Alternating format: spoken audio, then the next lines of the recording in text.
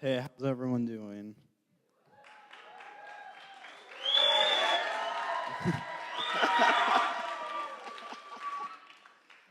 So for those of you who don't know me, I'm Zach, but a lot of you have probably already had some interaction with me this weekend.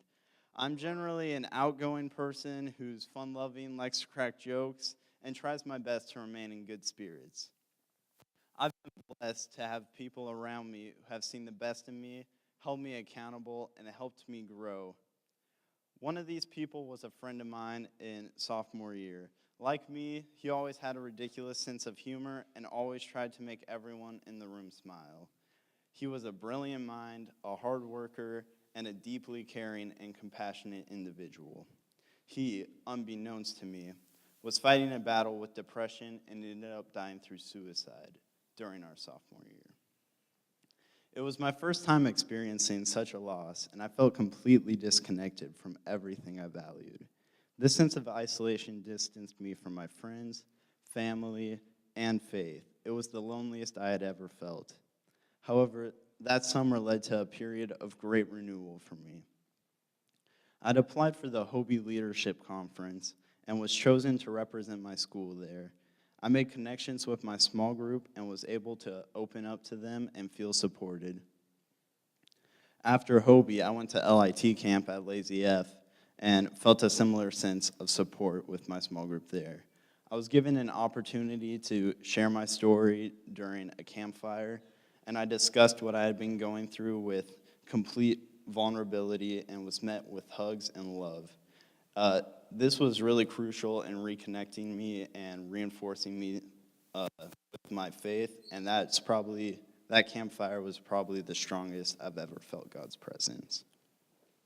A major focus of both Hobie and LIT camp was giving back and causing change in your community.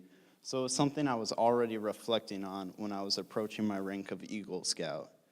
I'd been in Scouts since I was 11, and the final rank, Eagle Scout, was finally within my grasp.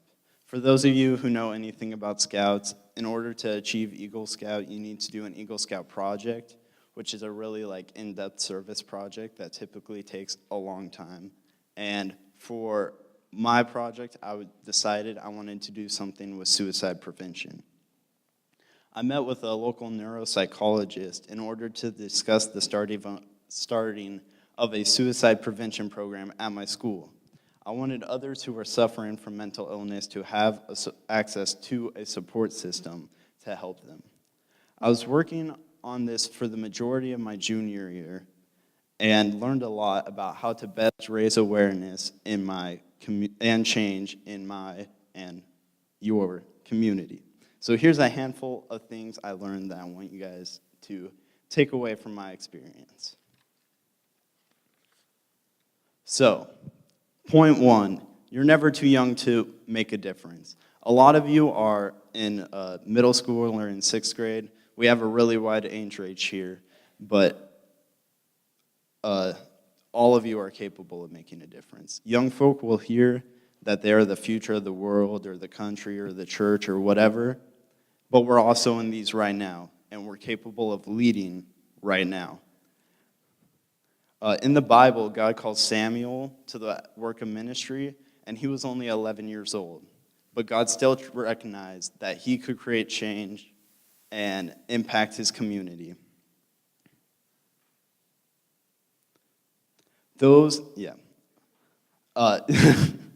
Even the youngest voices here are caused to create change and lead in their community. Those who refuse to listen to us because we're young say a lot more about their own intelligence and maturity than they do about our supposed immaturity. You can shout amen, I'm down for that. Then, embracing your discomfort. This was a major theme of last year's Convo and something that was really impactful for me. So, essentially, Hannah, our speaker from last year, spoke about how some people have the opportunity to live their entire lives in relative comfort, whereas others must live in constant anxiety. And those who have the opportunity to achieve comfort can intentionally put themselves in situations where they can be uncomfortable to help alleviate the anxiety of those who have no choice but to suffer in that.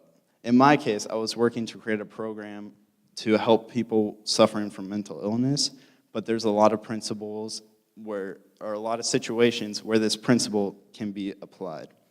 I'm white, I'm straight, like, I don't have to deal with racism, homophobia, sexism, but like, I can still confront people who are exhibiting these behaviors, and because of my position of privilege, I can do that in an area where I'm more comfortable than those who have to deal with that on a near constant basis. And then, oh yeah, that was point number 2. Point number 3, take care of yourself. Desperate and tired people are not ideal for changing their community because physical and emotional exhaustion makes doing good work much more difficult. Self-care is a priority and not a luxury. Remember to not stress over the small things and to be forgiving and understanding towards yourself and others. Mistakes are expected and accepted. God is understanding and forgiving. We aren't called into easy work, but into important work. In 1 Peter chapter 4, verses 8 through 11, it is said, "Above all, love each other deeply, because love covers over a multitude of sins. Offer hospitality to one another without grumbling. Each of you should use whatever gifts you have received to serve others as faithful stewards of God's grace in its various forms. If anyone speaks, they should do so as one who speaks the very words of God. If anyone serves, they should do so with the strength God provides, so that in all things God may be praised through Jesus Christ. To him be the glory and the power forever and ever. Amen." I believe that everyone in this room can make the world and their communities a better place in ways big and small. It is only in solidarity and love empowered through Christ that we can work together, which means we must support each other in our work and burden. We are not going to change the world tomorrow, but we are working on changing it today.